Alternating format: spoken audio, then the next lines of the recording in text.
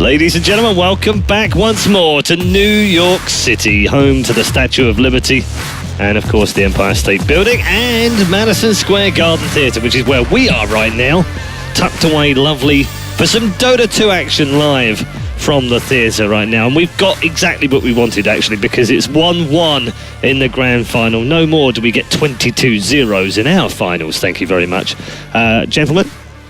You don't know that. We don't know that yet. Yeah. Come on, stop it now. Don't start getting rowdy now. We're all good. Nice that it's gone to a third map. I think it kind of puts the icing on the cake for us as viewers. I mean, we're fans. We're enjoying watching the games as much as... Also because I predicted EG would win it all. 2-1. It'd be awkward if they didn't. Did he? Probably. Yeah, he did, didn't he? EG, ViCi. Yeah. No.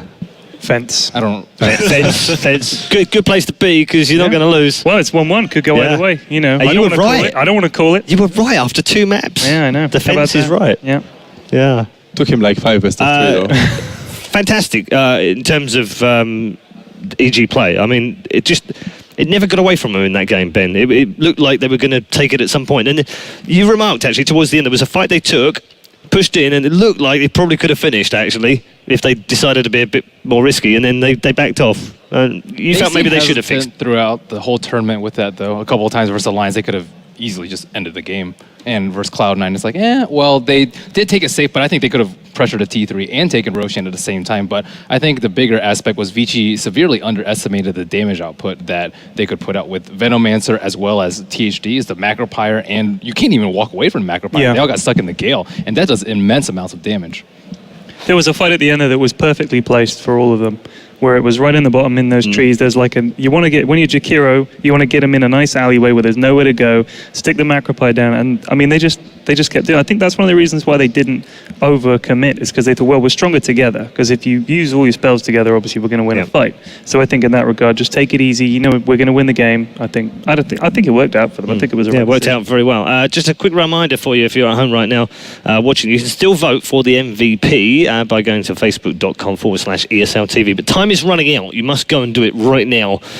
Sponsored by Pizza Hut, of course. You will not have much time left once this game begins, because that will be when the vote closes. So go quickly now and vote for your favourite player over the last 2 days of ESL 1. We've already discussed that, so I'm not going to cover that again. It was just a reminder for our friends at home and in the crowd. Game 3, what do we expect, Milk? I don't know. EG seems to be so persistent in what they want to play. It's always this pushy play style. Even though they drag the game out, it's still a push strategy by all means. And I don't think anything's going to change in that regard. I mean, ViCi is sticking to the same bands they've been doing all along. Yeah, as our EG. With the exception of Panda this time around. Yeah, okay. But so many heroes are interchangeable, right? They have Visage, they have NP, they have Venomancer, they have Lycanthrope. There's just so many different things they could have used DP easily. Yeah, we talked about it last game. There's Necrofrost. Hold on. Did we just play a replay of Ben's voice then from the last game? Yeah, we could have. Yeah, we could have just recorded it and carried on playing it back. Brewmaster, most picked or banned hero now? Yeah, he's insanely good. But I mean, talking of insanely good, we'd kind of lost faith in Skyreth a bit, I think. And then he came steaming back. And I think that, by the way these have been banned, EG have forced ViCi to take Skyreth, because they can't give him to Xayah. They either have to ban him or take him themselves. So, I mean, you know, he's been really big in the later games here. I would love to see EG stray away from their more push-oriented lineups and then go just for the Sand pickup right now. One, to obviously deny it from FY, because he's so good at it and synergizes so very well with the Skywrath mates, but also because Xayah is amazing on his Sand King. We haven't seen it since TI, but he truly is a great Sand King player as well. Probably one of the top players to rival FY in how he uses the support Sand King. I do have one question though for you guys. I mean, why did EG actually stop picking Void? I mean, the Void got nerfed a bit, right? It's still the same hero, and I remember that it was like Universe was so scary on that hero. Nobody would dare giving them Void. Well, so it's because they use the same universal push lineup. But can't Void be a pushing hero? I mean, it gives you so, like, your team fight becomes so good. If you have THDs and every hero they had basically. I mean, except for the Lycan, the THD, the Veno, those heroes are actually decent, right? Well, With they the have Void. high damage output heroes that don't actually look like high damage output heroes. If you recall the series versus Cloud9, they dueled the Witch Doctor of all heroes, and they had to do it, or else they would lose the fight. So they have these. Faceless Void doesn't actually provide that much damage, at least not the way Universe plays it. It's more of a setup. But with Jakiro and with Veno Ags, Yeah. you have to kill those two. Yeah, if you trying to incorporate a Void into this lineup, it would be on the account of Jakiro if it's Universe playing it. And obviously Jakiro with Liquid Fire was probably one of the leading reasons to why they took down these tier 1 towers Definitely. so quickly. So All right, and that also explains, I guess, the first pick THD, Jakiro, rather, in that regard. It's very sensible that they banned the Lycanthrope instead of the Naga Siren, which they opted to Oh, yeah. in the other game. So I'm actually surprised they didn't in game number 2. So there's a Lycan ban coming out now, very obvious. I think the next ban is probably going to be a Veno ban or Enigma. I think Enigma was really important for them. Scratch that. Look at how good this strategy is. EG is running the same basic lineup every game, right? But if they ban out Lycan and Veno, you just go for Tree and Witch Doctor. Yeah. 10 seconds remaining. I mean, didn't they pick Nature's Prophet in the first game and lose? Isn't that right? Yeah, they did. Remaining. I mean, I think they've given away But, two good however, heroes. a close game. Yeah, it was a close game. It was a close game. But FY on the Sand King here, that's gonna change things up a bit. But I think ViCi should really just go for the Timbersaw. It seems to be like the best offlane hero against push. Especially on ISO size, right? Yeah. Yeah. Ban the Abaddon. Abaddon. Yeah. I also like the Ember in the first game as opposed to... Oh, I actually like this Abaddon. Sorry for interrupting, but this Abaddon ban is great because you know what? The Panda is banned, 10 seconds meaning remaining. Phantom Assassin is suddenly Oh, yeah. great to pick again. Yeah. They still use Wisp, though, if they need to. Who's that? EG? Wisp PA, yes. Okay. Reserve time. Yeah, they've got options for sure. I would like to see the PA this game, though. Earthshaker's still out there. I mean, they've run this similar kind of strategy in most all of their games, except for the one SF game and the one PA game, right? Yeah, but Otherwise, still, it's been the SF game was like, you know, Omni Knight, Prophet, just pushing again. Like, Yeah. They just kept on pushing every single game they played. Do you ban Ember here or not? I don't think it's a problem yet. Oh, okay. Yeah, Well, I guess- think that was actually. It was a big deal compared Yeah. to Anti-Mage, because Anti-Mage, if he blinks into BKBs, he's still going to just get railed by It's also Lycanthrope. painfully obvious that EG doesn't have a lot of lockdown, so. Yeah, but they have still 3 picks. You know, we were mentioning the Rasta, for example, versus Amber, the game right before, and But if you're committing to the push lineups that they've done in the past, they don't have much lockdown. Yeah, and that is true. If you commit to a Phantom Assassin lineup, you still don't have a lot of lockdown. definitely. 10 seconds remaining. What about 5 seconds Visage? Is remaining. this something that EG is going to go towards? It's not their strongest hero, although it plays well into their strategy. Reserve time. Well, I'll say this much: Fear is an amazing player, but he's no AUI on the Visage. I don't feel like his bird control and bird Or even Zai. usage is as remarkable as AUI, and I feel like you could pick a lot better heroes for Fear because he's an extraordinary player on so many heroes. Yeah, yeah. Whereas he doesn't look like the best of the best on the Visage. I haven't seen Zai playing Visage for quite a while, actually, in a competitive match. So I'm not sure how good he is with the hero now. But with Jakiro and Nature's Prophet already being picked up, it sort of smells playing of the Psy Universe playing either one of those two. Yeah, for sure. But it's still a bit awkward because they first picked the Visage first game. Yeah, that was the first phase pick, and then they banned it, first ban, and now they completely ignored it. So I'm not sure what's going on with EG's draft. They're It's the developmental SF tournaments. again. That's a very, very early Shadow Fiend because you're facing 2 very good roaming supports. So protecting the Shadow Fiend mid is going to be really tough for EG. I mean, But the they're last guaranteed game, to get the Omni pick if they want it.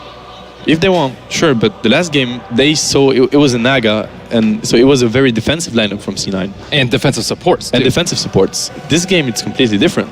They have very aggressive supports. They could also many heroes just stomp Shadow Fiend completely 10 on the mid lane. seconds remaining. I'm actually still surprised that no one is going for Invoker at all. And Sumo Yeah, does have hasn't an been banned amazing or We were Invoker. mentioning all it the way yesterday, back yeah. to the International 2. he played it. Not a single ban or pick for the entire. It's really, really strange. That's entire very- tournament. It's completely fallen out of favor, and I feel it's Didn't Toby speak about it earlier as well? I don't know. I think he did. I think he made a comment about it when in one of the commentaries. He likes Invoker plus TV. Yeah. Invoker is such a good. Oh yeah, he wanted the Alacrity. He's dancing right now in his chair. I can tell you that. You can't see Toby right now, but he's dancing in his chair. Yeah. I mean, it's definitely a good hero to have, and the Sunstrike, so much burst damage coming and pushing power. Actually, I mean, for EG's line, I'm not sure who plays Invoker on EG though. Is there any reason for why in this patch you wouldn't go for Invoker? Is it just the rune control? Like I don't think so. Obviously, he doesn't go for the bottle. He can deny the runes with the spirits anyway. It's still a good rune controller. But actually, in the old lineup with Super, where he played alongside Sylar would always play it when it was an Exort Invoker, and Super would play the Quas Rex Invoker. I think Black plays Invoker. Boom. Okay. Bear in mind, they probably can hear us out there, so we should stop giving away strats. I'm calling that right now. So that's actually a really good call because no analyst Invoker the whole tournament, and we called officially it. dead. Does Ice play Invoker? I'm really proud of you guys. Yeah. He also plays Invoker. He's got a set for Christ's sake. Yeah, Toby was dancing when we were talking about Invoker. He's now actually limbo dancing. I mean, over on the commentary with desk. us calling the Juggernaut, Like a rave over there. Necrophos, the Abaddon, and getting a Beastmaster, that it's We're even bound now. to be right eventually. We're even. Okay. So you've got Sunstrike 5 seconds remaining. and Mystic Flare on top of some unlucky. Yeah, like presumably he's going for an Exort Invoker, and that's the Omni Knight as well. That was sort of obvious. Well, I know who's happy about that. They need Shout to- out to Sir Action Slacks. the fusion hero. I mean, if you're gonna get stunned by that Sand King, into I think a bottom here is great. But I love bottom. That hero just hasn't been big. It was the most successful hero from the last patch. I don't Yeah. think it's suddenly bad. I think it's still a I very mean, strong hero it's to great have. against Nature's Prophet as It well. is. It is. Riki? And natural. Nah, I'm not gonna go with you on that one. Honestly, if they went for 10 seconds like Priestess of the Moon and a Timbersaw now, I just felt like they had the upper hand in one will play everything. Timber, Lane right? control, Oof. team fight, or a Centaur. late game. Centaur works too. They need something for that Omni Knight though. I really feel like they have no answer right now. It's like Arteezy, if he gets off to a good start. Technically they have Skywrath as well as Sand King, who can catch him in. So do you think it's Black playing the Centaur? It could be. They could go for a double roam. I mean, that SF that early, Omni Knight sure 5 is decent, seconds all right, but it's not so strong early on. I mean, you just run around. Sure, the healing is okay, but And he's so easy to initiate on when you have a Sand King and a you can Centaur, just so you kill can just him instead of the SF. Yeah, fast blink deck on the Centaur. I think actually this is a Black Centaur, and we are yet to see if it's an Ice or a Super Invoker. Oh yeah. I do think it's a Super Invoker. ViCi has to make sure they protect whoever goes mid, because EG just devoted so many resources to making sure that Arteezy thrived in the mid lane. They put 4 heroes there to kill Faja's Puck. Yeah. And Puck's far more difficult to kill. Yeah, but they did have a Skywrath mage in that game. This time around, it's a Jakiro instead. This is true. It's not that good. They still have NP and they're on Radiant. Yeah. They still have to shut him down. They need some But if sort it's of Super silence. playing it, it may be a Quas Vex and not at all an Exort. And if it's a Quas Vex Invoker, they're probably not going to have a lot of luck with ganking him. So I got a question about this draft of EG. They are relying an awful lot on a Shadow Fiend to put up their damage here, aren't they? They And are. I mean, if you look at ViCi's lineup, that's a lot of 5 damage, just those 4 seconds guys. I would love to see a silencer on ViCi Gaming side. I think it's a really, really good hero right now. It's especially good versus Omni Knight.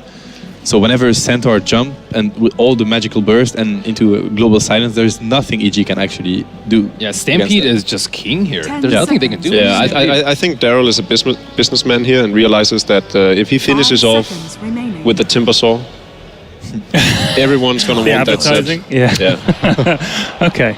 Tidehunter. So that's I still thought they might have taken Doom. is that I a still position don't 1 understand. Tidehunter? Or a support? Who's gonna play that? I think Fear actually likes playing Tidehunter. Carry Tide. There we go. Oh, there's your And there's okay. the Timbersaw. Gotta I sell those really out. like ViCi's lineup. I really like ViCi's lineup. Very strong. I think I'm Okay. 10 for 10 in this game. Good stuff. Right, okay. A little break here at the T-Mobile desk. We'll be back a little bit later on to analyse our final game of the day. Ladies and gentlemen, enjoy the final game of the grand final. ViCi Gaming versus Evil Geniuses. Yes, we are here in the grand final time again. EG face up here in the grand final of ESL 1, hoping not to repeat the last result they had at Frankfurt during this game. But we'll see if they can claim 1 kill tonight. So far with their lineup. Never forget. Yeah, never, ever, ever forget. Well, we'll see if they can do it, man. But I really got to be honest with you. I'm looking at VG Gaming's lineup. I'm seeing so much strength. I'm seeing so many different combos together. And I'm seeing a lineup which is going to be so difficult for EG to control. But the damage output that can come out from EG if they get things right is looking really damn good. But they've got to get it. They've got to get it more than right. This has to be perfect from EG. Yeah, I would say in this game in comparison to the previous ones, ViCi Gaming's lineup is just so potent in the early mid game, whereas EG's needs time. They don't have that much potential for the laning stage when you're running both an Omni, a Jakiro, and a Prophet together like this. It seems like a pretty weak laning phase from the get-go, but if ViCi Gaming cannot take full advantage of it early on and get ahead, you're looking at a mid-game where EG's lineup starts getting really scary. We saw earlier against Cloud9 when they ran the Shadow Feed together with Omni Knight, and they just... Arteezy was untouchable when he was playing with the mech butterfly build. Yep. And another thing that ViCi Gaming's lineup does not have in this game is late game. They don't have a carry in their lineup. And for Unless VG, you want to play a hard-hitting Invoker late game as on Black, by the way, which I think they make up for it though, because you look at EG's lineup, and you can say SF in a way is like your late game kind of guy, and the split push and Prophet's really, really great. But you're running 3 cores, so I think can stand toe to toe with most of EG's lineup. I'm not really sensing a massive problem with that. Because if this really does go late game, they've still got a lot of jump in, they've got a lot of initiation, they've got a lot of slow control, they've got a lot of everything really in their lineup, apart from Ice living. Now, they need to keep that. You'll get hit by the Liquid Fire to start with. Fenrir looking for some revenge damage, but this is all the contest for the bottom rune. The top rune's going to belong to the Sand King here, and Ice, if he gets a regeneration rune right now, it's going to be Bounty. And it's going to be up on top lane a haste rune for FY. So that's actually potential for ganking across the map. I also want to flag too some warding that's already come up here from Zai. You notice he's actually running the bottom lane, and it looks like he's actually going to be babysitting Universe, even though Universe is the consumable man. It looks like Universe is almost built as a support down here on the bottom lane. But yeah, Zai TP'd up towards the top, and he blocked up 3 camps of VG Gaming. Also, the sentry ward's in range to do a D ward of the Observer, and then leaves 1 Observer over on the side, so they know all the time how many supports are up here facing up against Fear. So he can be mid lane.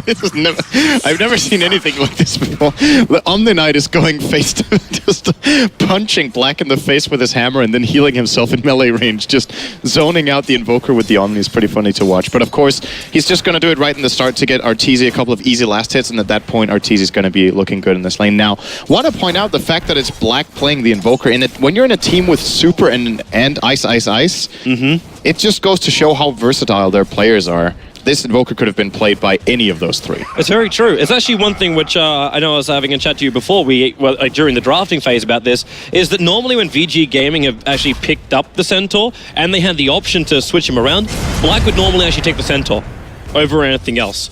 But when you have a Timbersaw, you know Ice has to take that, and maybe Black's just more in the mood for an Invoker. Like, you don't know. Either way, this is where they end up. Black is not going to have the easiest time in the world here in the middle lane. But on the bright side, he is also not having to split experience, like is what happened with PPD when he came in. He tried to push Black back, and that was primarily so the souls could be stored up by Arteezy. That's all he really needed space for, and now he's already up with plus 23 damage, so he can contest the Invoker for farm.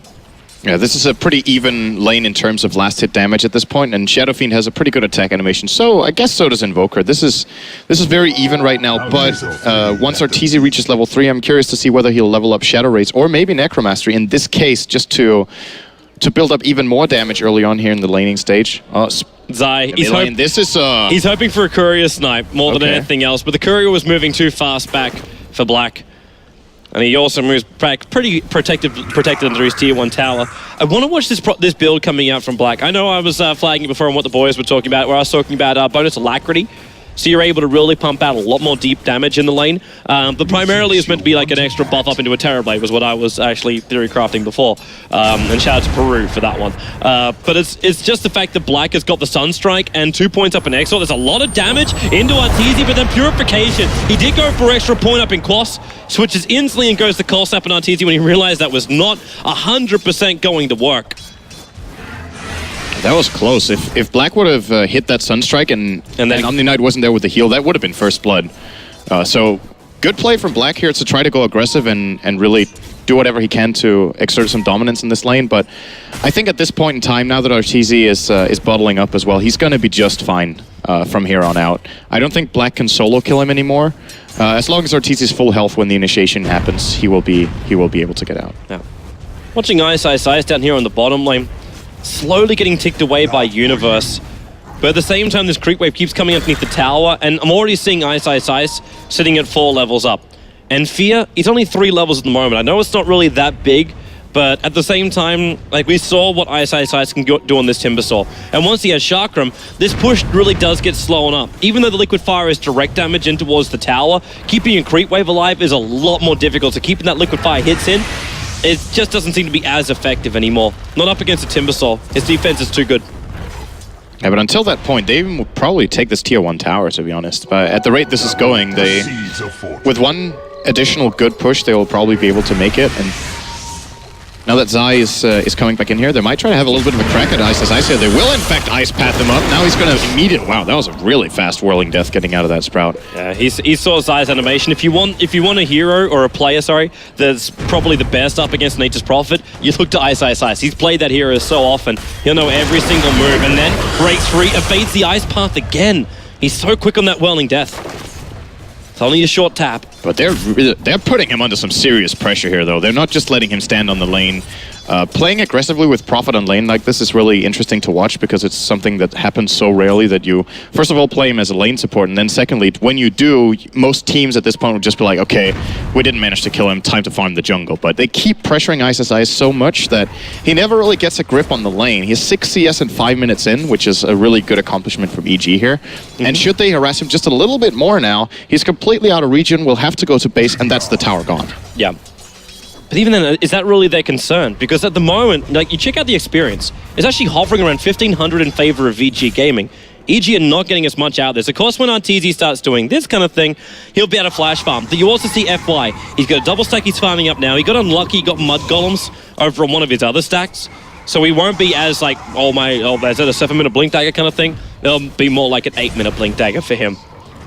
But it's still that quick farm coming in for the SK, and then they look for their initiation.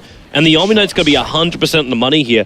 And it's also looking for PPD to be that man to initiate. So far, EG have a lineup which is more about ticking down the towers. It's slow, continuous presence inside the lane that force VG back a little bit by little bit. The thing is, even if we get to the early part of the mid game and it's going great for ViCi Gaming, they don't have a solution to. Wait top lane. There's your Burrow Strike. Look for the Sun Strike. It connects. It's not enough damage. Now in comes Zai. He's looking for more damage. Arteezy's down. He's the first blood. Black coming in with the Force Spirit and the Cold Snap. Fear's in trouble. FY, no Burrow Strike available, and the heal from PPD. It keeps Fear alive. Looking for more. He's got Anchor Smash in a moment. But they have to back up. They do not have enough deeps. That was a really important first blood for ViCi to get. First of all, I believe they got the rune on the Skywrath, then they killed the Shadow Fiend, who's their absolute priority target.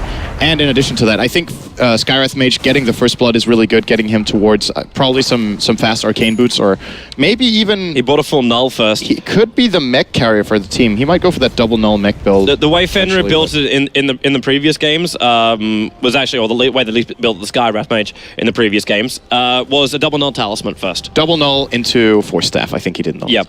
But I think a mech in this game for ViCi Gaming is going to be great.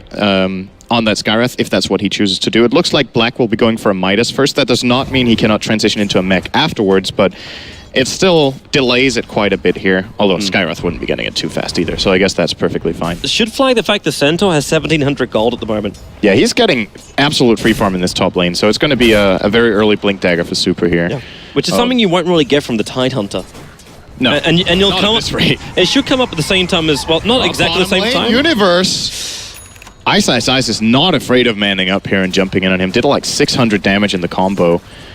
But what I was getting at earlier is ViCi does not have a solution to repel at all. They have like nothing. They don't even have a good diffusal hero. Oh, Ice. The Chakram will help actually block his way out. You're right, he's actually down. He's getting body blocked. Oh, good Stampede here. Level 6 is up for the Centaur. From Supa.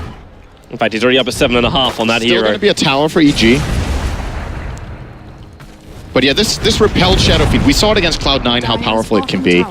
It's still got to be in the back of the minds of ViCi Gaming. They know this will be happening at some point, and I'm curious to see how they choose to deal with it. FY is not too happy with that one. TP came in from the Prophet, took 3 hits, and he was short of a mana for a Burrow Strike. So there was nothing he could really do, but he goes back to farming anyway, so he's still going to be happy with this. Might even be worthwhile keeping Fenrir around. The levels don't need to fully come in for SK, even though he will crack his level 7 with this. And that'll give his level 3 Burrow Strike, if he wants it. And he will actually take it. But he's still short 100 gold of having that Blink Dagger, so the initiation is not there yet for VG Gaming. At the same time, Yule Scepter has now arrived for the Jakiro. So they've got really good initiation. They're looking for blood in the mid lane as well. The moment they have the Yules, they'll try to go for this kill. But this is not going to be an easy kill either. Black, he's got 900 health. If they hit Ice Path and 3 raises, it's going to be good enough. Else, maybe not. They got the They're Yules. going to try for it now. The Orbs was in perfect position. The Magpie first, really into the Ice easy Path, and Black is down so quickly. He picked up the mines and just wanted to use it. That's what baited him towards the creep wave. He didn't want to miss out on the time for it. Now it goes 1-1. And EG, with a Liquid Fire, they're going to burn through this tower so quickly. That's a level 4 Liquid Fire 9 minutes in. And you just see how much damage directly to the tower it dishes out. Not to mention the fact that Arteezy's hitting pretty hard too. But if EG Gaming, their timing for a hit back is up. Like, they have double Blink Daggers now available. And this is where EG have to be a little bit more cautious about their positioning. Catching out the Invoker, taking out a tower, obviously shows their power. But they have to be ready when VG Gaming want to try and be the initiators. Yeah, it's up to FY to get something going here soon. I don't think ViCi Gaming can afford to sit back and just watch their towers fall one by one. Now that they have the Blink Dagger, they have the Stampede, actually, of course, the double Blink Dagger with both Super and FY. It's time to look for fights. Their lineup is just so damn scary right now in terms of fighting. But unfortunately for them, the moment they're going to start looking for team fights, we're going to have Ravage up for Fear. Arteezy, he's going to check for the 10-minute room. FY, he's got a blink up right now. Burrow Strike will connect on Arteezy. Fenrir, where's your Misty Flare? He's going to hold on to it. They know they can kill off Arteezy without it. In fact, the Sandstorm is the thing that allowed him to tick down just then.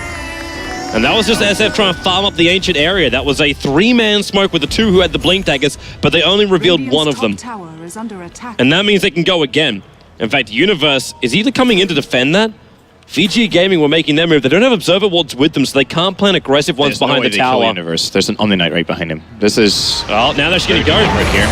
Where's your bot jump in? FY into the Sandstorm. He just wants to tick down damage, and more importantly, he kept PPD out of the fight, but he was so deep in now. They get the Sprout and Super. He's got a Tango. He'll cut his way out. Ice actually chain himself in to help him, but the Fear Ravage connects on Super. Ice, the Ice Path from Universe. It holds him out for the moment. Super turns for the double edge. Nice damage for PPD. Heals himself up with a Purification. And that's a 2-0. It is. At the same time, you do still have that, well, first of all, you're getting Fenrir farming up on the top lane. It's not the greatest trade in the world. It's important to get his level 6, though. I think ViCi Gaming, the moment, like, they have what it takes to fight. They just didn't get the right initiation right there. And the moment Omni Knight is in a good position to defend either the target they go on or be the target himself, they just have so much control across EG's lineup now with the Yule Scepter and the Ravage available. ViCi Gaming might have taken a little bit too long to get this going. It's only 11 minutes in, but again, the Sand King farming for this long for a Blink Dagger that might not have been the best choice in this game. Perhaps a little more rotation early on could have worked out, but we'll see if they can find some kills now. If history repeats itself compared... Oh, they go in again. Top lane. Yep, Yule Scepter, it's just like clockwork. Universe knows Fenrir is going to burn out right here, and they're looking for a collateral kill. Ice coming in, the Chakram slowing down Arteezy. FY, Blink Burrow! He got PPD as well as Universe in there. The double-edged damage from the Centaur was also critical, bringing down the Omni Knight. The chain down, Ice. He doesn't want to give this up. Chain 1 second, whirling death. The Yule's up as he protects himself. Arteezy lets the ulti go. Super in the tree line. FY again with the Burrow Strike, Sunstrike. He goes through FY, gushed up by Fear, but he's in the corner. The death ulti from the SF. Pushes out. Helps to get the kill. Fear will take the double out of that one. But in total, it's a 3-for-4 trade-off. They just all ended up dying there. To put it simply, yes. That was a really deep dive there from Ice. He got the Stampede, and it didn't really benefit them too much. They essentially used the Stampede to pretty much no avail there, and then they didn't have it to either disengage or pursue later on, and they missed a little bit of an opportunity there. And for me, EG easily coming out on top here. They defend their tower, or the area rather. The tower wasn't really under siege. They get a tier 1 of their own as it looks in the top lane here. FY's not going to give it to him. That's that's a lot of TPs. They caught Fear. Fire Strike to start with, into the Sandstorm. He'll have to body block as well if he wants to try and win this one. And Universe, Ice Path, a little bit off target for the moment, and Super, Orb off target too. The macro player came in, and Ice was really not sure about it, especially with the Chakram down.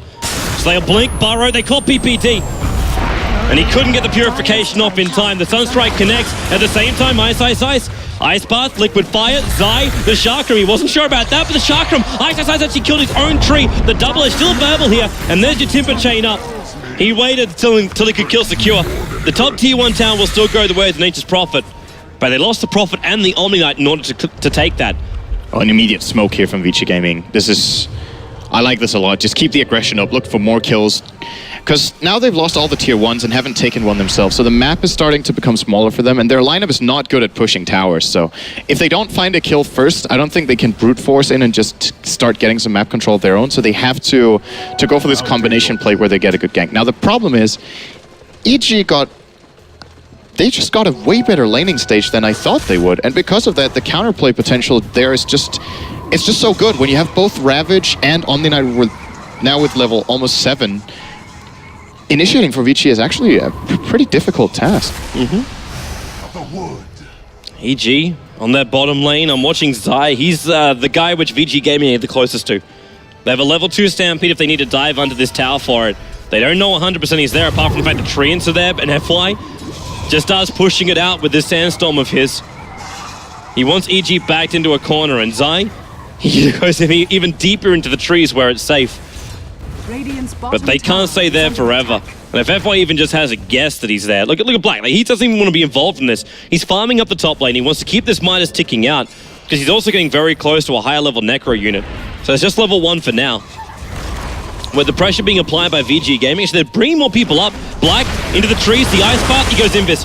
They get to Dust. They have Dust. Yep, in the trees. There's Black, locked in here. Dual Breath, they can see him quite clearly. He's slowing them all up. They're taking forever to kill him off. The Sunstrike, he'll connect over on Zai with the Forged Spirit. Zai, not looking too healthy, but they'll bring him down. But so you lost Black, but you take a tier 1 tower in the bottom lane. That's the trade-off we're looking at here. Are they getting that, though? Yeah, it looks like it. They won't TP in, or maybe not. Here comes Fear. Yeah, they're going to hold it. Well, they realize that Ice isn't there. Ravage coming in from Fear, catches FY and Super. The Sensor all the FY at the trees. Burrow strikes away from the Raze, which was meant to connect on him from Arteezy. Then a blink up. Zai right behind him into the Sandstorm. He couldn't get the Sprout off.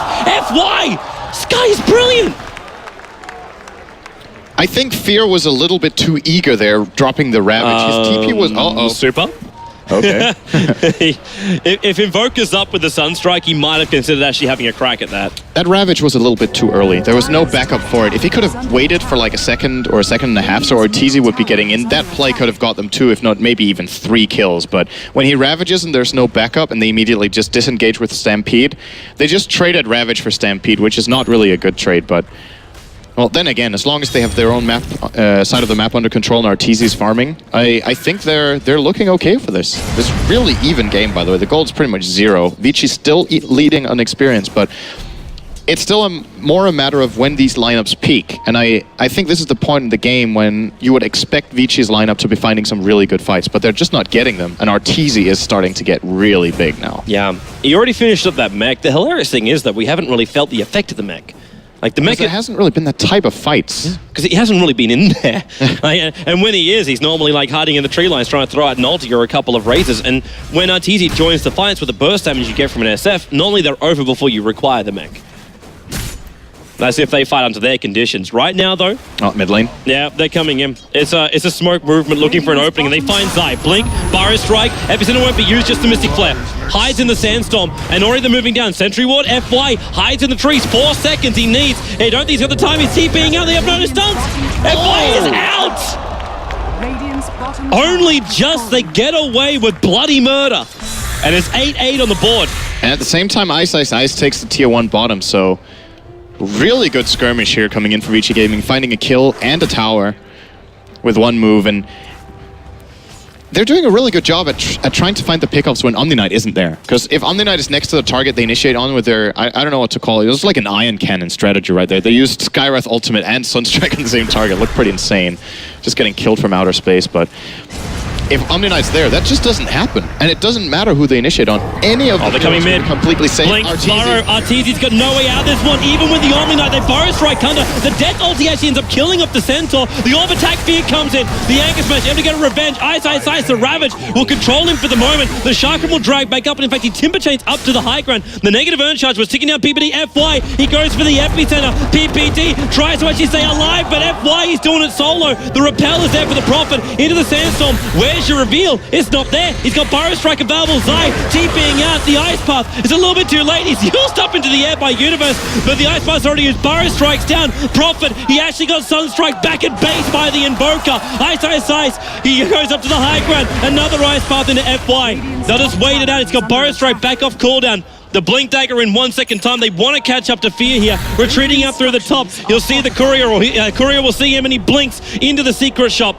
And away to safety. FY, is he giving up the Ghost? Probably not. The roads will cross. FY, oh, no, you can't get that, man. That's a Tidehunter. You have to bail out of here. Fenrir, whoops, that was meant to be for FY. Now the Anchor Smash will connect. Eul Scepter up. Universe, no silencer, no follow-up. FY into the Sandstorm. Burrow Strike away. Fear on 2/3 of his life points. Please, finally, Fenrir gives him the earn charge required. And they will bail out of the lanes. Wow, that was a long fight. That was like about a minute or a minute and a half straight that they just fought there. And again, the initiation here and the way the fight plays out, ViCi Gaming get in a really good way and get it's not over. They're going again with the Centaur ulti as well as giving just enough damage to Ice and Super to arrive himself for the double edge. So they pick off again on Nature's Prophet. And Super, well, actually the body block. They're actually trying to get rid of this. Fear comes in. There's no stun from him, but there is from Universe. Macropire again. It's Eul Scepter, Macropire, Ice Path every time. And PPD will repel and purify over on Fear, saving the life points. In the meantime, Black gets a tier 1 tower. He's getting really big, by the way. We've kind of alluded to the fact that he's got Midas, Necro 3, and 2,000 gold. So he's starting to get those items up and running. He's currently ahead by about 1,500 gold of Arteezy. As far as the heroes go, the Necro book right now is incredibly strong, but when you look at scaling, Invoker will probably not be able to contest a Shadow Fiend later on, especially not with the Repel.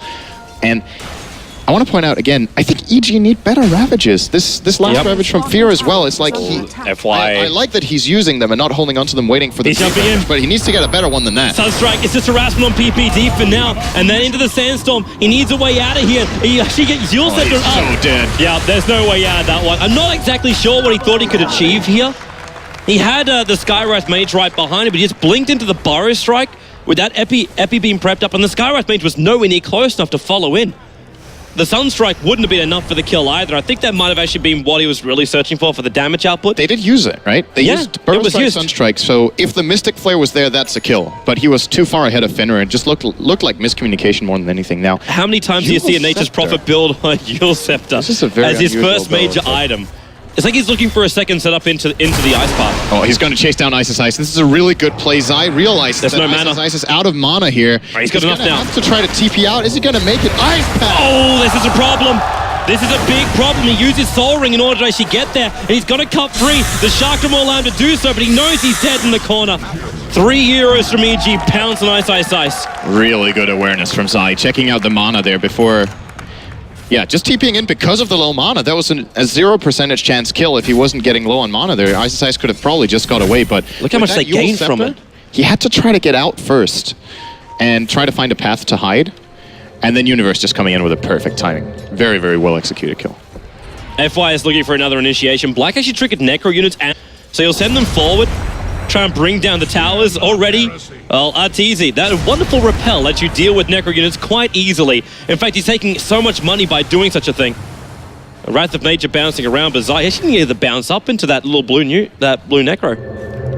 And Arteezy's Butterfly is now almost completed. He is only 700 gold away at this point. And this is the build. He went against Cloud9 as well and has gone once, at least once in the past too. Mech into that Butterfly. When you have Omni-Knight with you, you could say the weakness you can have when you're repelled is if you don't have Guardian Angel as well. Physical attacks can bring you down, but Arteezy has 17 armor, and he's going to have evasion. So they kind of can't bring him down with the heroes they have. It's just not possible when he's under repel. Not unless they can control PPD from the very, very start. Yeah, but he has to die first. Are you wanting to initiate with everything you got into the Omni Knight, knowing that you've then still got a Tidehunter and an SF around you? It's a very difficult... Not to mention the Jakiro. Initiation to go for. Yeah, there's just so much counterplay with the 2 Yules as well. Look where FY is. It's just on the edge inside the pit, looking for an opening. They don't actually have super. He can TP himself. He's got Blink and Force Staff available. The same does not belong here for SK, and they're too far up the lane now. He can't just epicenter and jump in. Courier is actually being sent back. They saw him jump. The Observer Ward's in the bottom river. This tier 2 tower belongs to EG. They're going to trade it for the mid-tier 1. Super will be claiming that here with a Centaur. Now Bloodstone's going to come up for Ice. As far as Golden Experience goes, ViCi Gaming are looking great. I'm worried for them that they need a bigger lead than the one they have in order to pull this one off. Yeah, their lead's really not that high. Omni-Knight's one of those heroes when you play against it, it seems like your usual conventions for how much you're ahead or behind by Golden Experience just changes when this hero is in the game. And there's the Butterfly. He just amplifies his team so much. If he does not get focused, it's almost like you're playing 5 versus 6 because Omni-Knight gives so much utility, he might as well be 2 heroes. Yep. But they just need quick pickoffs. Before the Omni-Knight is there, just quick pickoffs. They were finding them before. 24 in the Soul Ring. Damn, that's late. He's been doing all the supporting. It's called patience, man. Patience from PPD.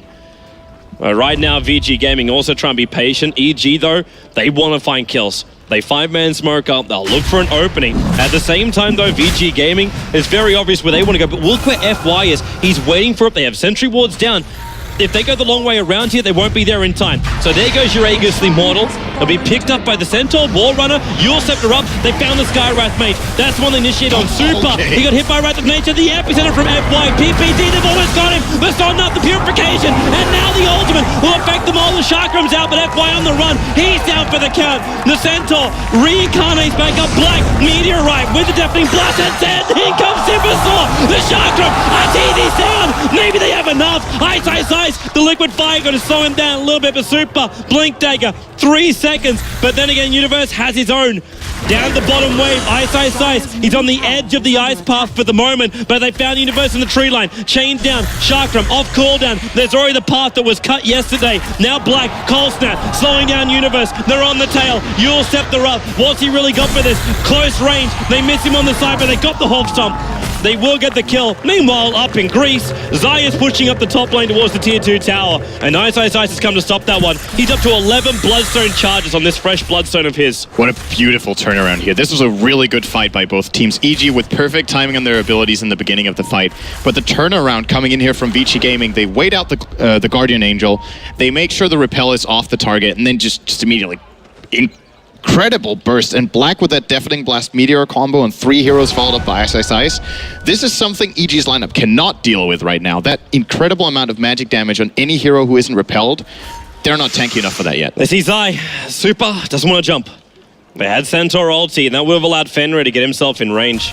If the concussor shot initially hit and wasn't disjointed by the blink of the Tidehunter, they probably may even be able to kill off either Zai or Fear, forcing one of them to stick around.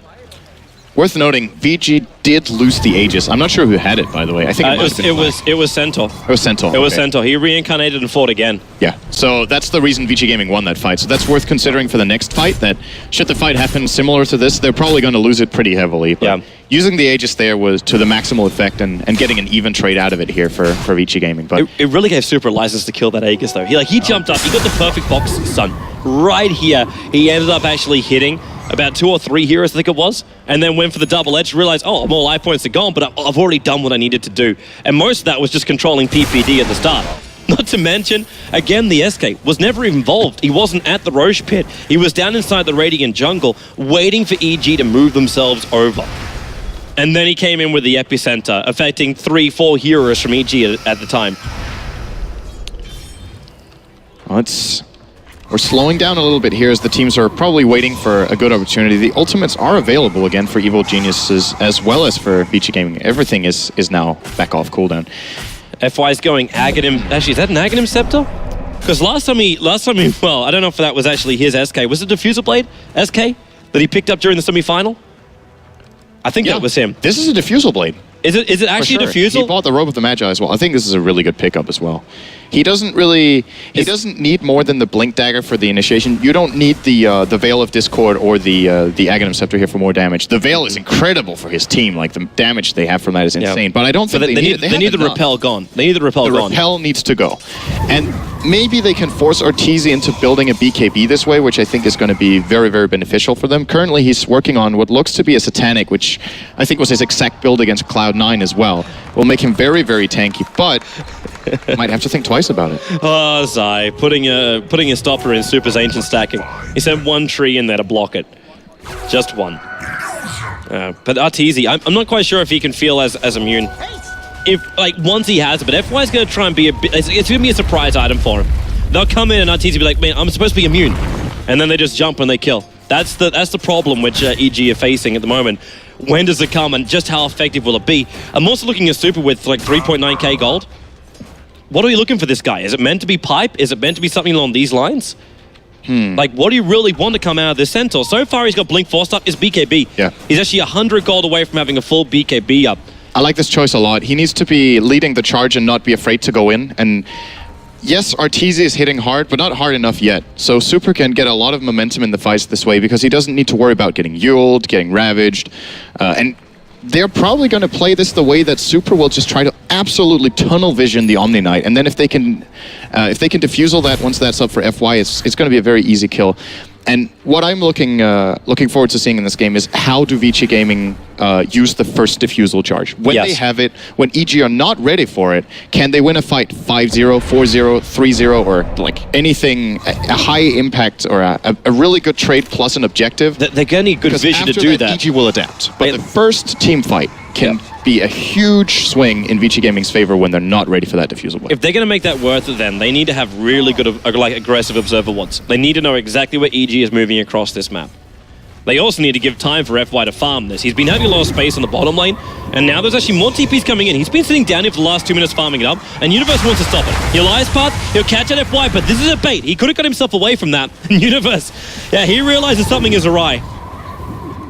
They back up again. Arteezy's still free farming up top. He's up with Butterfly and Mech, but that 2,500 gold still sitting there. Should also flag too that the Aghanim Scepter is now only 500 gold away for the Timbersaw.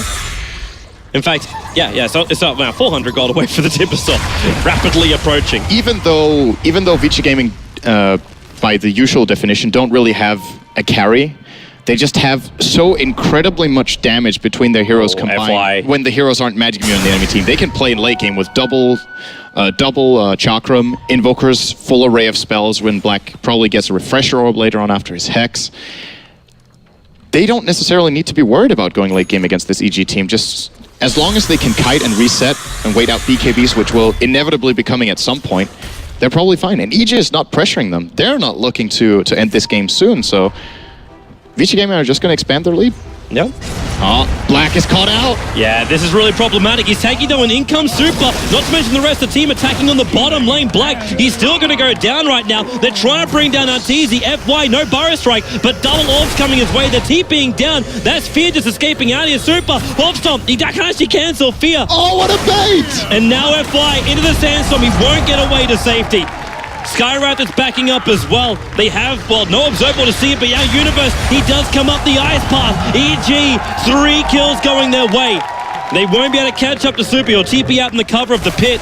Arteezy had like 5 or 10 health after he got hit by that Burrow Strike, and PPD instantly heals him before Sand King does any secondary instance of damage there. That was so close. And they take that fight 3-0. Arteezy, a tenth of a second the difference between living and dying there, and it's such a huge difference as well. Instead of being down to 2.5k, now it's 3.5 and is actively farming, so he might have a Satanic for the next team fight. They're trying to chase down Ice. That's not good. He's cleaning the tree line so he can actually cut himself over. And he is away to safety here. How are we actually looking overall for the last large fights? VG Game were always coming up on top. They almost had an 8,000 net worth advantage, and it's starting to spike back up again. Not completely though. Like, one fight is not enough for EG to be back in this. Like, it is still VG Gaming who have a farm advantage by a long, long way. But this, and with the BKBs here, the tide's becoming even more useless. the BKBs from both sides are going to be really important. I think for now, ViCi Gaming's are more important than EG's, since EG still seem to be getting enough control out of having the Repel as well as a Ravage. But, you know, speaking of Ravage, Fear is going to get close to having 2 of them. And when we're looking at gold advantage slash disadvantage, I think EG can easily win teamfights while being 10,000 or even 15,000 gold behind if they land 2 good Ravages from Fear, they land their combo, and even Arteezy getting an ultimate off, which we haven't even seen this game yet, right? It's... Well, I saw a death one.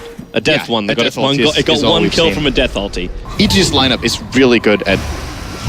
Even if they're behind, they just have so many things to play around with. ViCi Gaming's, however, should they fall behind, I feel like they're under a lot more pressure, but as long as they're playing from ahead, I think they're looking perfectly fine in this game. I feel like it's a dead even game, to be honest. Yeah, I'm not really feeling a massive advantage, but like, I don't know, I am still inkling the way of VG Gaming, primarily because their 3 cores are just a little bit more useful right now.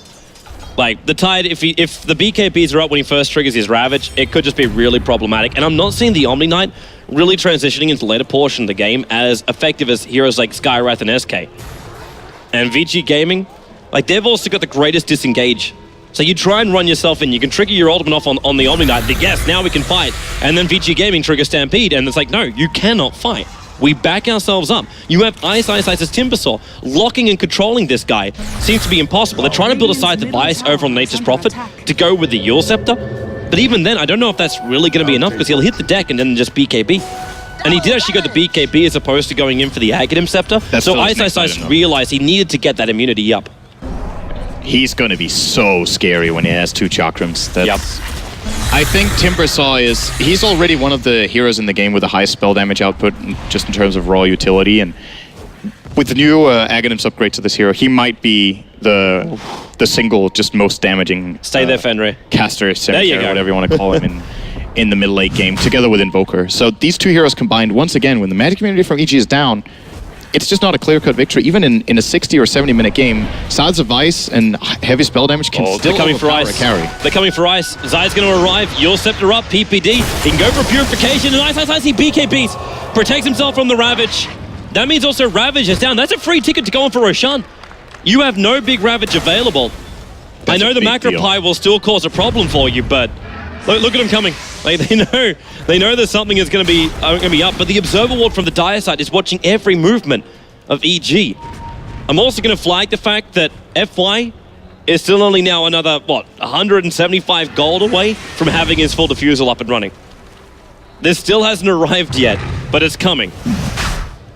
I think this Roche is gone. There is no way for Evil Geniuses to contest this. They probably know it's happening, but they don't have a choice. Without Ravage, this is just out of the question. So they're like a Black's damage, plus 146 damage on Black. Ages too.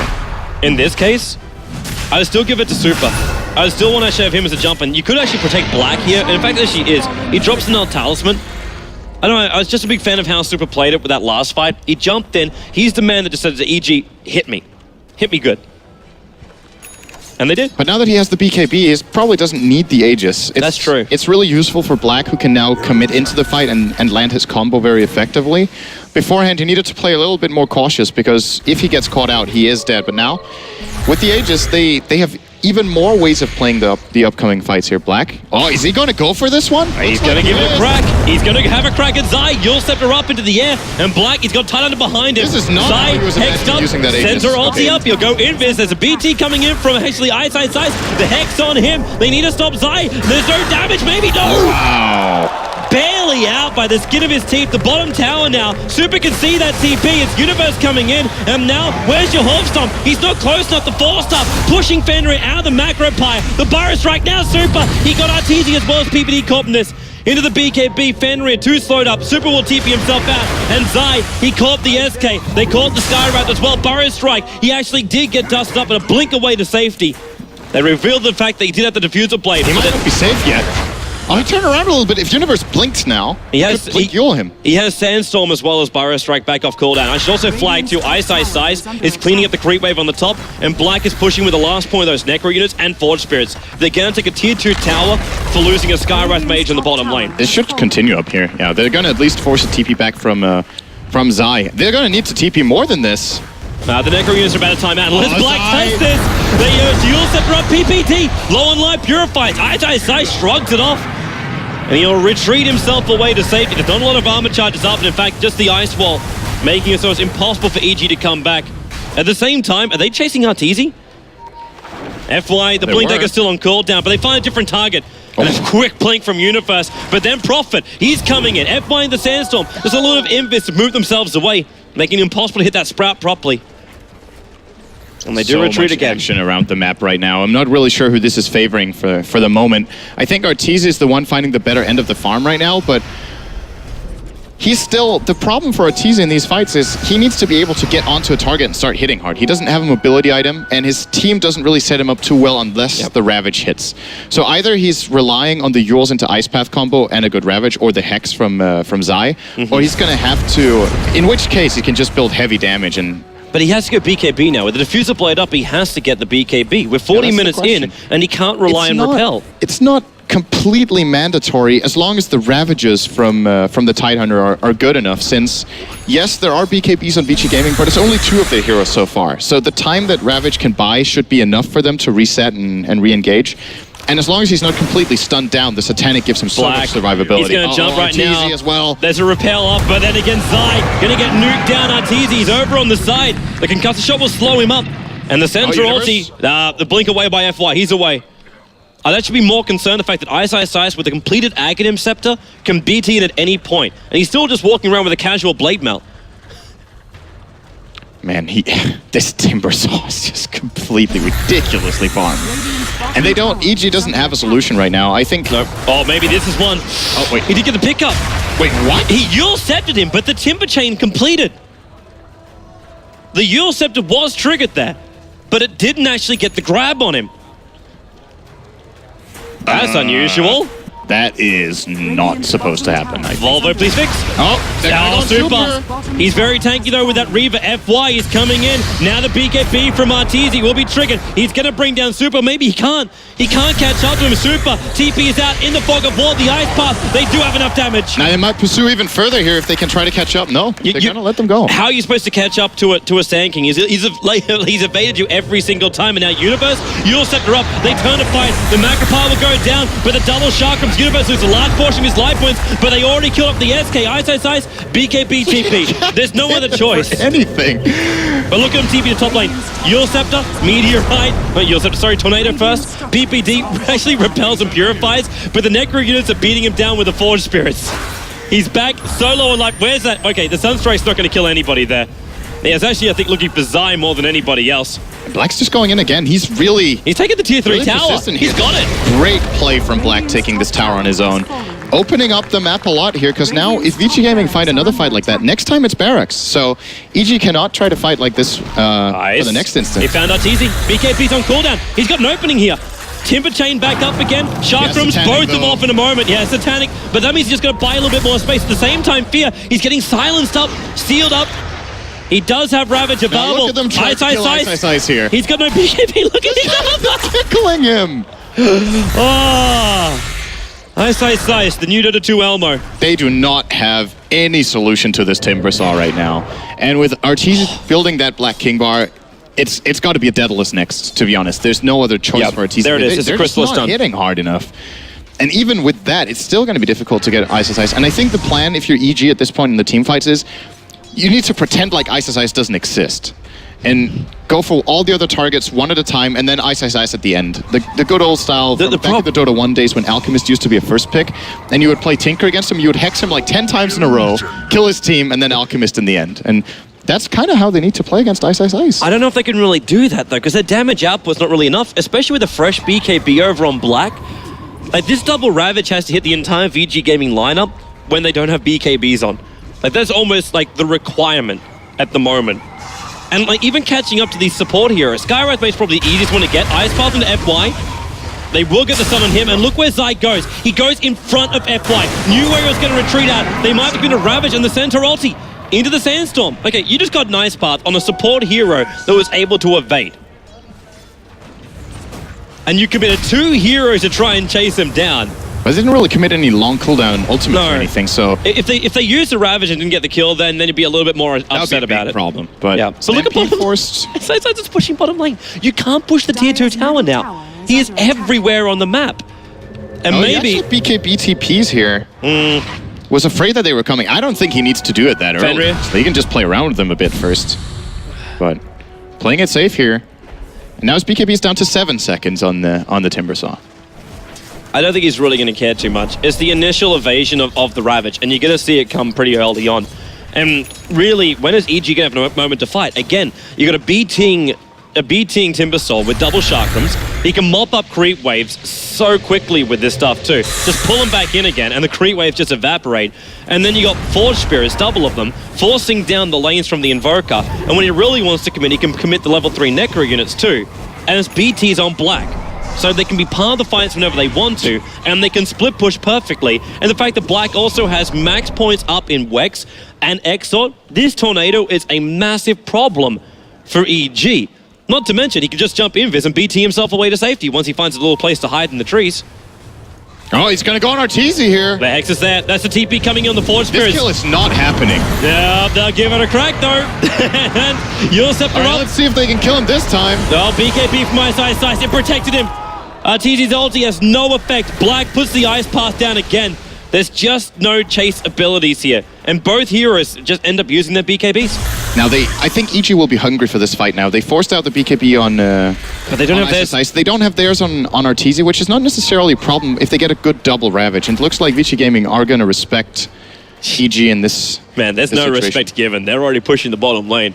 Like, Yeah, well, EG depends how you has look to at come back.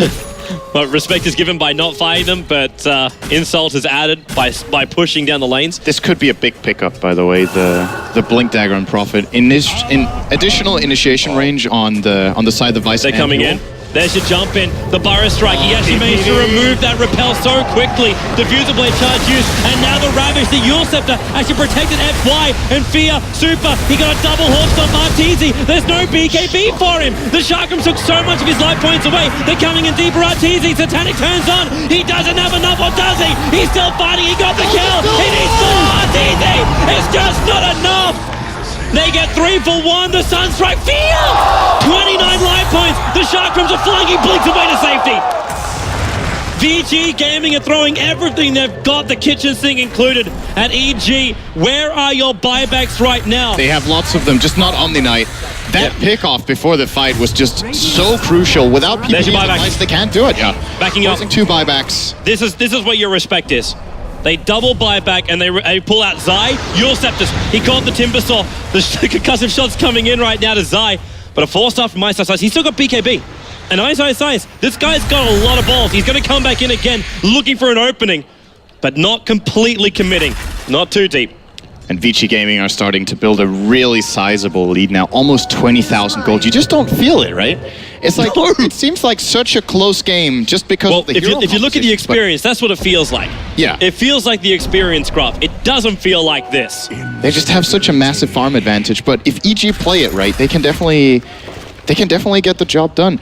And once again, you know, there was a double Ravage from Fear in that fight, but how much did it really do? He hit like 1 or 2 targets. I believe 1 was in BKB even, so yes, he had to use the Ravages there. Don't get me wrong. If he doesn't do that, they lose the fight and maybe even the game, but they still haven't had that fight where it's just like, wow, these Ravages are really gonna net EG some kills. They're always using them as a tool to either disengage or reset or maybe get 1 or 2 kills, but not that wombo combo that their lineup can actually pull out.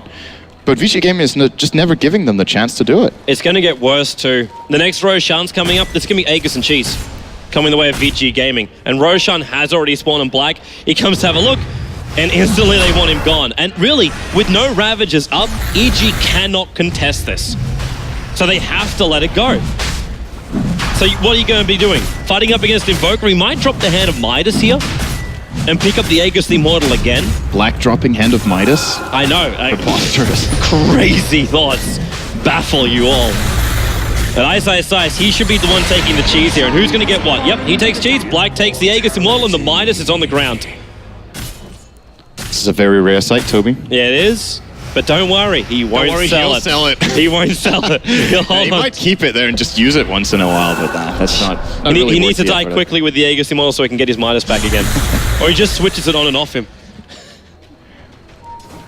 There's a fresh BKB now on FY2. This now makes it in total 4 BKBs. The only one who doesn't have one is the Skywrath Mage, who's busy de-warding out any out of vision that EG has. The only observer wall that's left outside the base, actually there's 2 of them. One of them's watching on the high point. Their ping's already coming out saying, please check this out. And the other one's up near the top rune area. Oh, bottom lane, super. Just look at how tanky these heroes are. He's got a heart and a plate mail. This guy's got 24 armor. And the Tornado slices behind EG. If they waited any longer, they could have found themselves in a pickle. EG are going to need to get Zai some damage. Yep. Arteezy is closing in on the full inventory, or, well, he technically has 4.5 slot right now, so he could get 2 damage items now, which I think he will. I'm just wondering if it's going to be enough. They're playing into an Immortal, Timbersaw, and Centaur. Like, completely impossible for them to kill at this point in the game. Where do you even jump here? You got a Timbersaw and Super pushing you on the top lane. You got Black Fender and pushing you in the mid. And FY, oh, now he will come top. Super jumps in. He goes on Universe. Purification rather quickly coming out. They repel on the Universe as well. The double Chakram's a little bit further out, and they use the Centaur ulti to disengage. Black's pinging out saying, can I go bottom lane? In fact, there's already the TP going down there. Ice will force the lane. I don't think he was saying, can I go bottom lane? He was like, guys, I'm farming bottom. Get out. It's easier to ask forgiveness than permission. Oh, he is currently running around Ghostwalk, looking for an opening here, PPD. Does he want to try for this? Yes, he does. He's going to X him up. Yep, PPD, Mystic Flare, they've got the Omni Knight. No buyback. That's more critical. Prophet is the only one for EG currently that has a buyback available. And there's no split push. There's no trade here for VG to take. They control all 3 lanes. Ice will enter in through the bottom. And you've already got Black. He rotates top, blinks in, and he goes on the melee racks. They're just splitting them completely. They're putting nails in all 3 sides of the EG coffin. But the fortification will slow this down. FY still hovering around. Arteezy, they found one. His Super in the middle lane. The Sprout with the 4-staff will pull him out. They've still got to battle up on top lane. Arteezy, Fear, there goes your Ravage. The BKB will protect FY. Fenrir though, not protect, they need him dead. The Ice Path is down the Centaur. BKB from him. Off stop at Arteezy. Turns on the heat onto Super. He still has Satanic. Meanwhile on bottom lane, Ice, you are not a tower killer. He comes out to the SK. Fear, secondary Ravage. Where is it? Refresher will go, but the Meteorite definitely blast. A burrow strike from FY. He caught 3. The Ravage from Fear finally comes out, but Ice in the BKB. Fear, he's not dead yet. They bring down the Skywrath. Now they've lost sight. Buyback from him. Blink away. Fear, he's away to safety. Over on the side, FY, they just won this tight dead. Dead to rights, FY.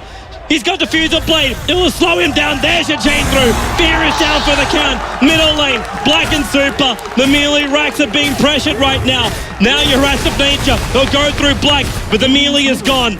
Zai, he wants to defend. Hex is over on Super. FY, 3 seconds until Blink Dagger. They repel on Zai. Diffuser Blade charge. Repel is gone. Zai is nuked. 4 heroes down. And GG is called.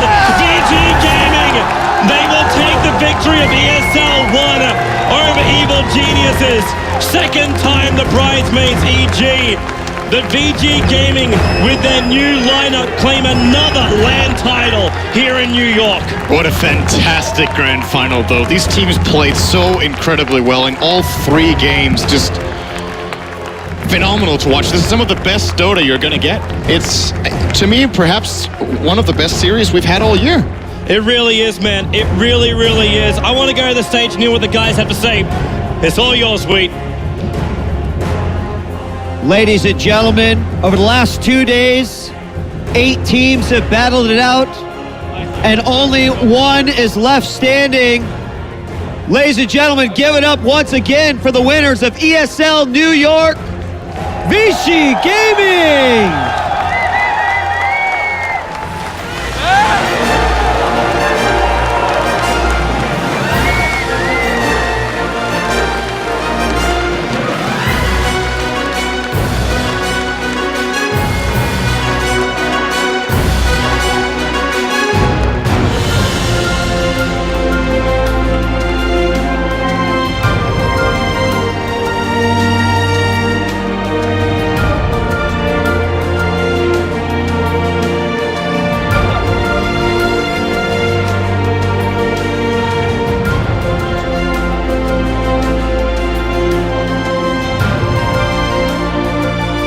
They fought hard over the last 2 days here at ESL 1 New York.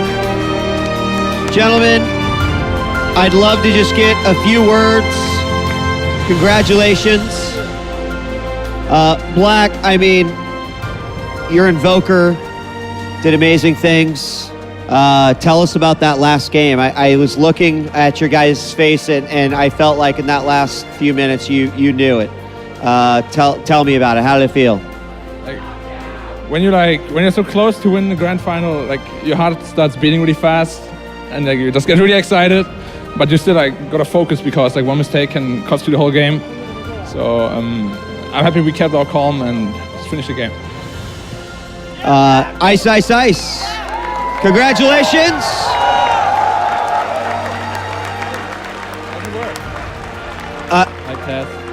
I hear you. I hear you. Yeah. Go. Ready? Yeah. How do you feel? You just won earlier today. You were like, we've got to give respect to our teams. You said it's okay to feed a little bit. But here you are. You won on ESL 1 New York stage. You're the champions. How do you feel? Hungry. I love you, Ice, Ice, Ice. I am hungry.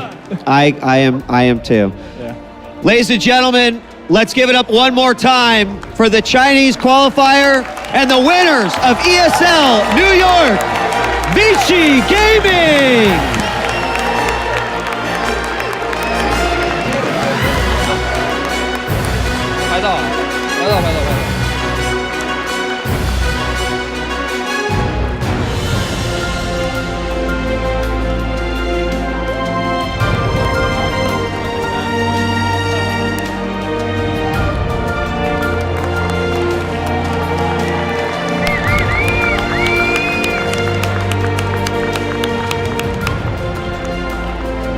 I want to thank everyone for coming out for the last 2 days and witnessing some great Dota 2. Before you go, we've got our T-Mobile expert desk with one final analysis and their thoughts on the game.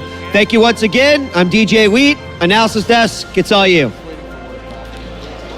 Thank you very much, Mr. DJ Wheat. Great job on the main stage as well. We are just going to swap out, actually, someone because we've got a very special guest for the analysis desk as the people enjoy the last moments of ESL 1 New York. Has been a fantastic couple of days. Congratulations to ViCi Gaming.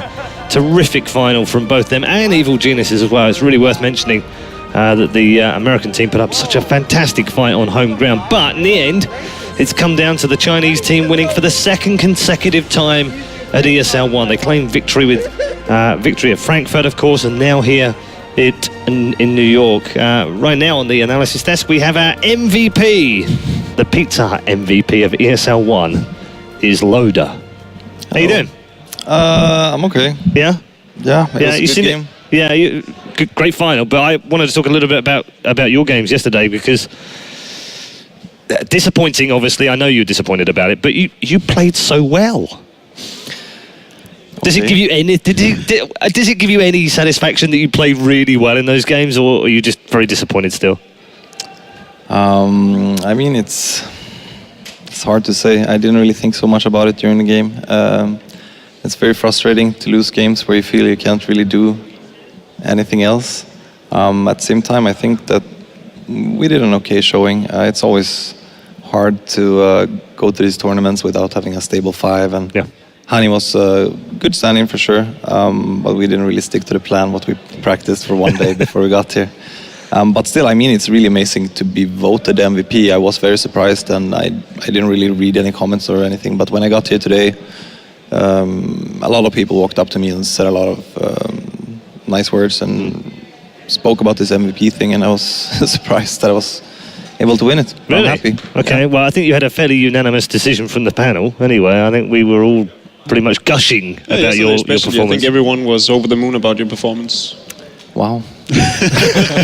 I love the fact that you're still so humble. You're still kind of naive about your own performances. But I guess that comes back down to the fact that it was disappointing in terms of results for you guys. Yeah, for sure. I mean, I always do what I can to win. Sometimes it doesn't really show.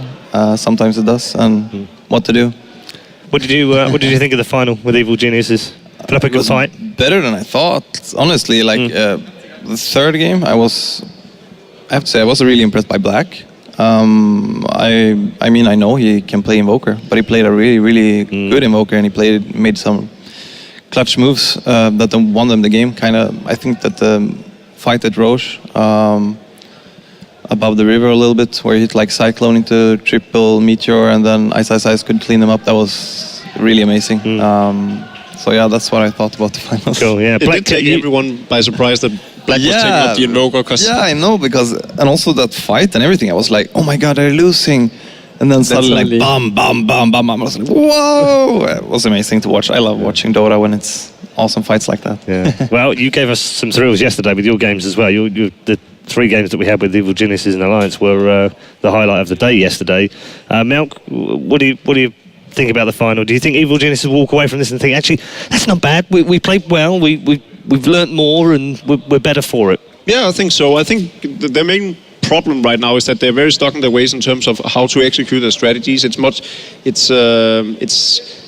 oftentimes the same kind of play style, whereas they're not as responsive as ViCi Gaming, for instance. I mean, having 3 players being able to fulfill one of the hardest heroes to play in the game is quite the accomplishment. I mean, they have Ice, who's notorious for his Invoker. We have Super, who's one of the best Invokers in China, and then Black just steps up and plays an amazing Invoker in the most important game of the tournament. So, so we need to be able to pick multiple Invokers in the same game. That would be terribly scary then. Yeah, I mean, they're just seemingly more versatile. Yeah. Okay. Seb, what did you make of the final? It was a very good final. I'm glad EG actually. It was a very close game. If you look glad back they lost. No. I'm really glad that it was a close game, because I remember the EG versus IG. Yeah. Last Well, time. I think we all do. Close, right? Yeah. So, never forget 22-0. Right. Never forget. So I mean, it was a really good game, I think, and I kind of agree that Roche fight. It's amazing how a team can be confident in its players. Like, they were losing the fight, they were getting destroyed, as Loda said, and then they were keeping on. I mean, Ice was just staying around. You're like, why they're not disengaging? And then suddenly that Black probably called it like, I'm gonna turn that fight, just stay here. I'm not. I've got this, guys. I've got this, guys. Just stay. That's what shows a really, really good team. You can see from how they move, and they're never scared to actually turn, even if they're 3-on-5 or it's 2-on-4 individual or whatever. decision making. They don't need a general call. Let's just go back. They know what they have to do. They just get the job done. Yep. Really impressed. Black's first international title, Melanie. Yeah, and on top of that, they're innovative. Black played Invoker, who hadn't seen anything in the whole tournament. No picks, no bans, and we had already seen the Shadow Fiend Omni Knight, and it was very obvious as to what they were going to do. And yesterday, I think you and Sin had a discussion, which team is more innovative, Alliance or EG? And a couple people said Alliance and EG, but it's clear that EG, they should have brought more. They had strats for the semifinals, but no good ones that ViCi didn't see coming for the finals. And I mean, both Cloud9 and EG has been very consistent throughout the year in terms of getting deep into the tournament, just not really getting on top of that podium. Cloud9 obviously with a ton of second places, but also EG second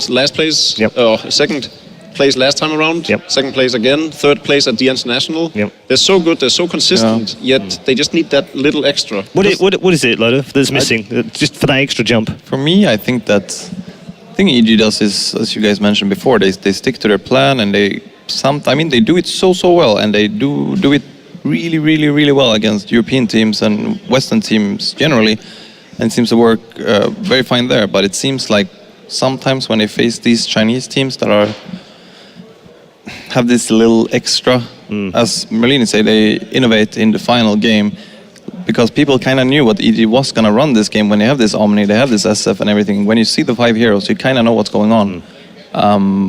But if they can keep switching around that even more, maybe even go back to running, since they started like Furion, maybe go back to running Arteezy mid Furion, just to keep switching everything around, because as soon as Dota becomes predictable, it becomes a lot easier to play against them. At the same time, I think, honestly, if Omni Knight was able to get an Aghanims this game, I think that EG would have won. He was caught out of position many times before very crucial fights, especially base push.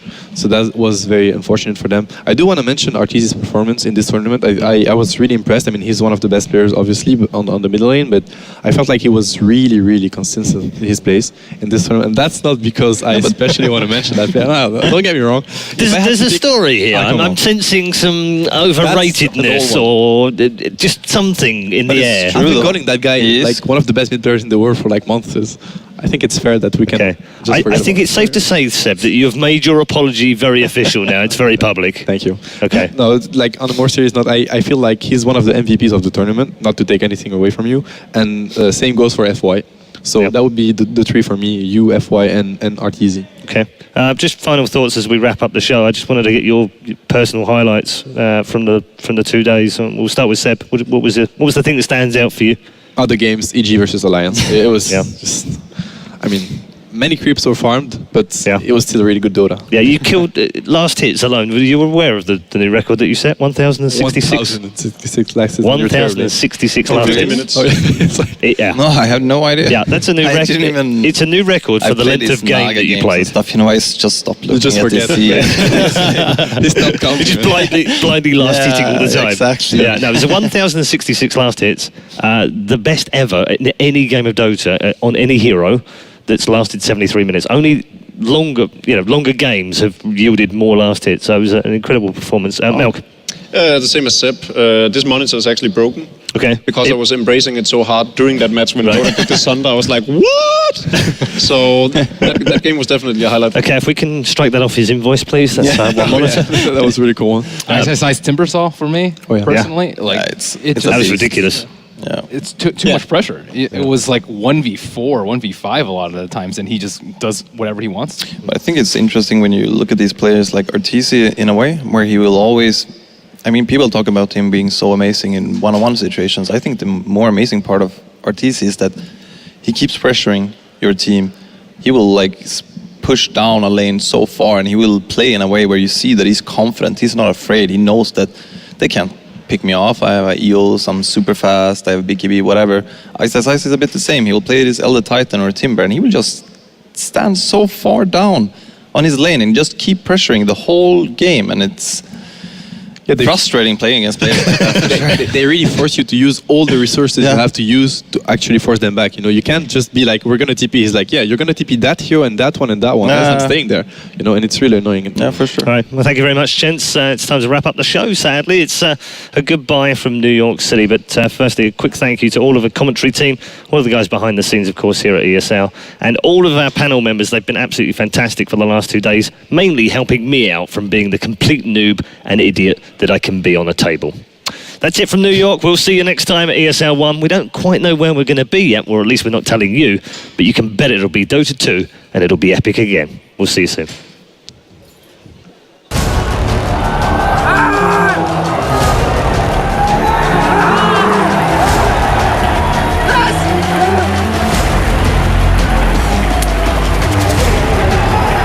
Once again,